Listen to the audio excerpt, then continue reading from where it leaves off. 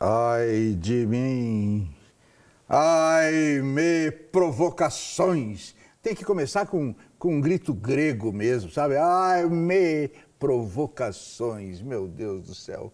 12 anos inteiros no ar, caminhando no incerto e idolatrando a dúvida.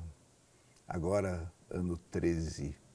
Este programa pode não ser uma janela aberta para o mundo, mas é certamente um periscópio sobre o oceano do social. Provocações. Hoje está aqui para nos provocar. Trouxe uma pessoa só para nos provocar.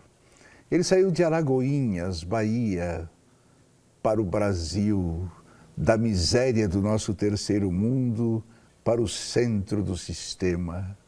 Quando criança, ele vendia algodão doce na rua. Agora, adulto, é deputado. Deputado federal. É claro que não foi um salto direto de lá para cá. Nesse ínterim, foi jornalista e professor universitário. O que, convenhamos, não dá dinheiro. Ele só ganhou algum ao vencer o Big Brother da Globo. Dizem que por isso ele foi eleito deputado. Ele diz que nem tanto, não foi isso não. E ele está aqui para falar disso tudo e do que faz dele hoje um nome nacional. Ele é Jean Willis. Jean Willis, deputado federal. Como você quer ser tratado? Vossa Excelência, o senhor... Você. Você. Será que eu sei tratar você de você? Vamos ver. Sabe. E como é que você é tratado lá na Câmara pelos seus pares? Durante as sessões de Vossa Excelência, porque tem uma liturgia do cargo, mas fora das sessões, nos corredores de você mesmo. Acostumou-se? Eu não estou acostumado a ser chamado de Vossa Excelência, não. Acho muito estranho. E acho estranho ter que chamá-los também de Vossa Excelência. Muitas vezes eu me perco e falo, não, você ou o senhor... E vou lá e me corrijo. Não, desculpe, Vossa Excelência e tal. Não me habituo com esse jargão. Que ideia você faz hoje da Câmara Federal e de seus habitantes? Uma ideia muito diferente da que eu fazia, digamos, há 15, 20 anos atrás, né? A gente tem uma ideia muito estereotipada, estigmatizada, assim, do que é o Congresso Nacional, em especial a Câmara dos Deputados. E essa imagem estereotipada, que é a ideia de pessoas que não trabalham, de pessoas que não estão ali, que estão ali a serviço do nada, isso se desfez. As pessoas lá trabalham, as pessoas podem estar dedicadas ao enriquecimento pessoal, a sustentar seus privilégios, podem estar interessadas em defender interesses paroquiais, mas elas trabalham. Isso é fato. Por que o país vai tão mal assim? Porque o problema do país não é só o Congresso Nacional, né? Se fosse... Mas não é só o Congresso, né? Nós temos uma estrutura de Estado que envolve aí as assembleias legislativas, as câmaras de vereadores, isso para falar do legislativo. Se a gente vai para o executivo, nós temos aí o prefeito, o governador, o presidente da República e seus ministérios, e nós temos o poder judiciário, que também não é lá essas flores. Nós sabemos aí todos os problemas envolvendo o judiciário, sobretudo nas primeiras instâncias. Então o país vai mal porque também nós temos uma população pouco politizada, pouco participativa, que cobra... Você sente-se melhor preparado do que a maioria dos deputados? Olha, é muito estranho. Seria estranho eu dizer que eu me sinto melhor preparado porque eu não conheço bem os 513 deputados. Eu me sinto preparado para exercer essa função. Isso eu me sinto. Como você pôde caber em espaços tão antirrevolucionários como a Câmara Federal e o Big Brother Brasil? Eu discordo. Eu acho que os dois espaços são revolucionários. Depende de como a gente faz isso, né? Tem um dos intérpretes do marxismo, o Antônio Gramsci, diz isso. O segredo não está numa revolução que vai transformar tudo, mas em você se posicionar estrategicamente dentro da estrutura e mudar de dentro. E a minha ida para o Big Brother teve a ver com isso. Mudar de dentro. Onde você se sentiu mais exposto? Na Câmara ou na casa do Big Brother? Eu acho que eu me sinto mais exposto na Câmara. Muito mais exposto. O jornal O Estado de São Paulo diz que Aloysio Mercadante, do PT, te levou para a política? O jornal Valor Econômico diz que foi ACM Neto do DEM. Quem foi? Ambos, digamos assim. Foi uma conversa com ambos, na verdade, um convite do ACM Neto para eu vir candidato a vereador na Bahia. A partir desse convite dele e de uma conversa que eu tive com o Mercadante numa audiência pública, depois de uma audiência pública, que ambos me falaram de que eu deveria aproveitar esse legado da popularidade e me filiar a um partido, porque só através de um partido eu poderia ser um representante eleito, digamos assim, eu poderia pleitear uma eleição. Então foi uma conjugação de ambos, mais a Heloísa Helena, do PSOL, que é o meu partido, que foi a terceira a me convidar. Eu vejo mais o movimento das suas mãos do que o que você fala. É mesmo? Para com esse movimento. Eu não consigo falar sem as mãos. Mas tem que aprender. Tem que aprender que o gesto é o suficiente para um ator. É mesmo? É, claro. Mas eu não sou um ator. O público vai para ver um gesto. 2 aparições de 5 segundos no horário eleitoral na TV e você foi eleito. Quem votou em você? Na verdade, eu fui eleito graças à votação expressiva da nominata do PSOL, que garantiu 2 vagas na Câmara. A do deputado mais bem votado, que foi Chico Alencar, que teve mais de 200 mil votos, acho que mais de 300 mil, na verdade. E eu, que fui o segundo mais votado, que tive menos votos. Tive 13 mil e alguma coisa, não lembro agora direito.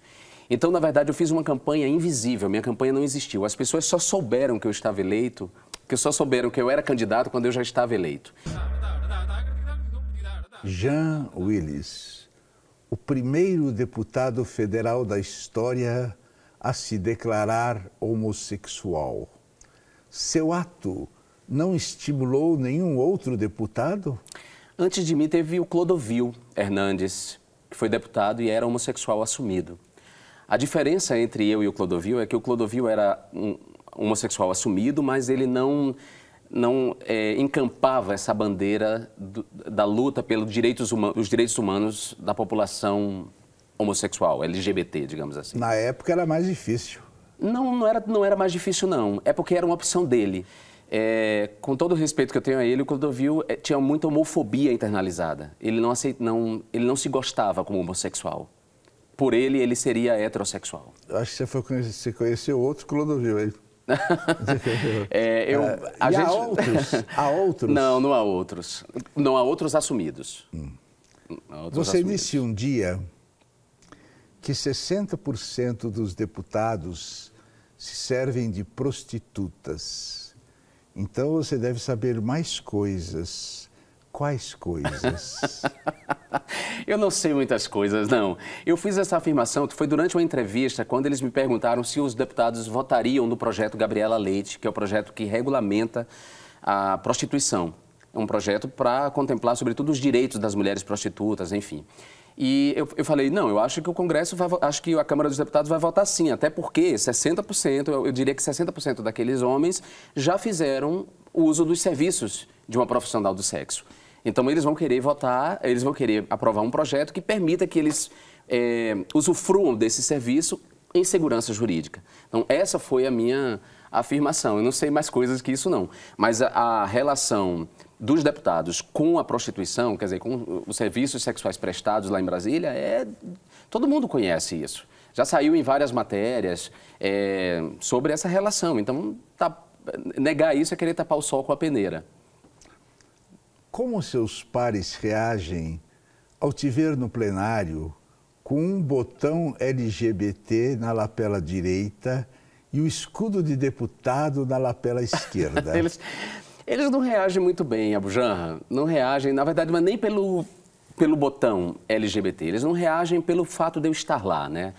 Aqueles homens se habituaram a colocar os homossexuais num lugar subalterno, como colocaram as mulheres durante muito tempo e como colocaram os negros. Para eles é muito difícil ver uma pessoa sair do lugar subalterno, que historicamente ela foi colocada para ganhar voz, para se tornar sujeito e não objeto de discurso. Isso incomoda mais, é eu ser sujeito e eu colocar o ponto de vista homossexual no debate sobre o país. Quer dizer, a gente está pensando um país e esse ponto de vista não pode ser excluído. O ponto de vista das mulheres não pode ser excluído, o ponto de vista dos homossexuais não pode ser excluído, o ponto de vista dos negros, dos povos indígenas. Se a gente quer construir um mundo comum, a gente tem que dar espaço para todos os pontos de vista. E o Congresso Nacional nunca se habituou a fazer isso. Aquele sempre foi um lugar de homens brancos, quase sempre, de machos adultos brancos. Projetos de sua autoria, quais foram até agora? São muitos projetos. São muitos projetos. Tem o projeto do casamento civil igualitário, que é meu, quer dizer, de garantir aos homossexuais o direito ao casamento e ao reconhecimento das famílias de homossexuais, com todos os direitos correlatos. A lei de identidade de gênero, que é a lei que garante às pessoas transexuais o uso social desse nome e uma série de outros direitos. Há um projeto que contempla as pessoas com doenças raras e incapacitantes que atualmente não podem ser tratadas no âmbito do SUS e garante isso. Há emendas ao PNE, ao Plano Nacional de Educação, que pensa uma escola inclusiva e para a diversidade. Há um projeto que altera a lei de licitação para pontuar melhor as empresas que tenham equidade de gênero, programas de equidade de gênero e de enfrentamento e de inclusão de negros no mercado de trabalho. Bom, são muitos projetos, assim, nesse sentido. E esses projetos, eles obedecem ao tempo da democracia, que é o tempo da discussão democrática para serem aprovados. Ele vai passar por diferentes comissões do Congresso Nacional e ele chega a plenário e ele é votado. E uma vez votado e se aprovado, eles passam a valer. Você é demoníaco, não? Talvez um pouco. Vou lutar pela ética pública, pelos direitos humanos, pela liberdade religiosa e pelos direitos da comunidade LGBT. O que nisso dá mais trabalho? Olha, eu digo que o que dá mais trabalho é lutar pelos direitos de LGBTs. Difícil é defender direitos de minorias estigmatizadas, historicamente estigmatizadas e odiadas. Os homossexuais são muito odiados, talvez o grupo mais odiado ao longo da história, mais que os judeus, eu diria até. Será? Tenho quase certeza, porque a homossexualidade ela é objeto de um ódio não só religioso, ela também é objeto de um ódio secular. Há ateus que detestam homossexuais, que não querem filhos homossexuais. Há pessoas que, mesmo sem uma formação religiosa, não admitem a possibilidade de uma expressão da sexualidade humana que não seja aquela para procriação, né? que não seja para fins de procriação. E com esse tipo de discurso, nós homossexuais, não só fomos difamados ao longo da história, como nunca tivemos nossos direitos reconhecidos amplamente. Eu diria até que a última fronteira, digamos assim, desse processo de democratização do mundo são os direitos de homossexuais. Mas não há assim uma violência atual contra... Há muita violência. Há muita violência. Nos centros, o mesmo... Senão eu vou te dar um soco. Não, você não vai me dar um soco, que eu não vou deixar. Mas mesmo aqui em São Paulo, por exemplo, que é um centro urbano, uma cidade que é o mundo, no palco onde acontece a maior parada do orgulho LGBT do mundo, que é a Paulista, um homossexual foi gratuitamente agredido por uma lâmpada pelo simples fato de ser homossexual. Agora imagine no Brasil profundo, imagine nesse Brasil de terceiro mundo que você falou no início, na abertura. Imagina nesse país a dificuldade das pessoas para serem quem elas são. Mas eles não matam só na Avenida Paulista, eles matam em qualquer lugar de São Paulo. Isso. Eles matam todo mundo, a violência está aí. Mas é uma dupla violência, Bujanra. Assim, o homossexual ele é potencialmente vítima, ele é duplamente vítima da violência. Ele é vítima dessa violência que atinge a todos nós, latrocínio, sequestro relâmpago, bala perdida, enfim. E só ele é vítima de uma violência que é o chamado crime de ódio. Não sei se você soube, mas recentemente no Rio de Janeiro, um homossexual foi atropelado por um motorista de van, propositalmente, na calçada, e o motorista passou 3 vezes em cima do corpo dele. Devia ser viado esse motorista, não? É um viado travado. Olha aí, tá? E eu quero deixar claro aqui que o xingamento está no travado e não no viado, porque ser viado não é um problema. Como os religiosos entendem a seguinte expressão? Liberdade religiosa. Olha, eu acho que tem segmentos religiosos no Brasil que entendem essa expressão liberdade religiosa como liberdade de opressão. Não são todos os segmentos religiosos, mas eu diria que são os segmentos fundamentalistas, que hoje têm prosperado bastante no Brasil. Não só na cultura em geral, mas na política também. Eles hoje têm uma bancada de deputados representando esse pensamento fundamentalista.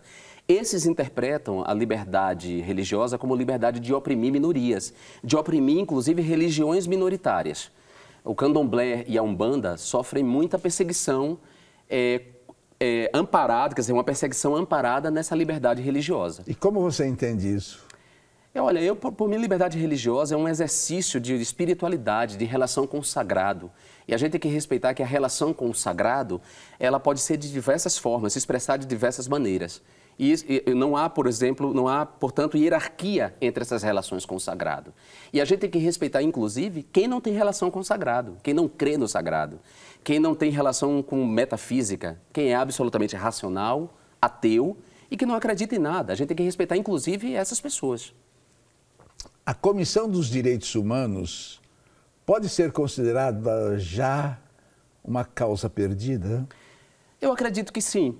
Eu acredito que é uma causa perdida. A Comissão de Direitos Humanos é uma causa perdida, mas a pauta dos direitos humanos não é. Correu na internet que você se diz simpático à pedofilia. Você já sabe quem inventou isso? Não sei, não, mas a Polícia Federal está investigando de onde partiu isso. Eu sei quem divulgou isso, quais foram os perfis na internet que divulgaram essa mentira, essa calúnia contra mim. Um desses perfis é o perfil do pastor Silas Malafaia, no Twitter. O perfil dele no Twitter é oficial e um perfil atribuído a ele no Facebook, que ele disse que é atribuído a ele. Ele diz que é. Quem vai provar se é atribuído a ele ou não é a Polícia Federal. Eu não quero provar, eu não tenho, o ônus de provar isso não é meu. Um outro perfil é o do próprio perfil do próprio pastor Marcos Feliciano, que hoje é deputado federal e presidente da Comissão de Direitos Humanos. Foi outro perfil. Então, eu entrei com uma representação contra ambos na Procuradoria-Geral da República e fiz um pedido à Polícia Federal de investigação de onde partiu essa calúnia. Essa calúnia me custou muitos insultos, me custou muitas ameaças. A gente vive num país em que as pessoas não sabem ainda lidar com as redes sociais. E invejosos também, né? Muitos. Porque muita gente gosta de pedofilia. Eu acho lamentável. A pedofilia, para mim, é uma parafilia, é uma doença. Não é nem sequer um crime ainda, é uma doença. O abuso sexual é que é crime, o abuso sexual de criança é que é crime. Mas nem todo pedófilo chega ao abuso. E nem todo abusador é pedófilo. Apareceram em São Paulo uma igreja evangélica homossexual no bairro do Tatuapé e um culto lésbico no centro da cidade. Você já conhecia? Não conhecia. Eu conheço outras igrejas inclusivas, que a gente chama de igrejas inclusivas, igrejas pentecostais abertas aos homossexuais ou com a teologia inclusiva dos homossexuais. A igreja Betel, a igreja contemporânea, cristã contemporânea, igrejas de orientação calvinista também são inclusivas, mas essas de São Paulo eu não conhecia. Quem, vindo na sua direção, você atravessaria a rua para não ter de cumprimentar? O pastor Silas Malafaia é um deles e o deputado Jair Bolsonaro. Eu mudaria de calçada para não ter que cumprimentar, nem passar perto.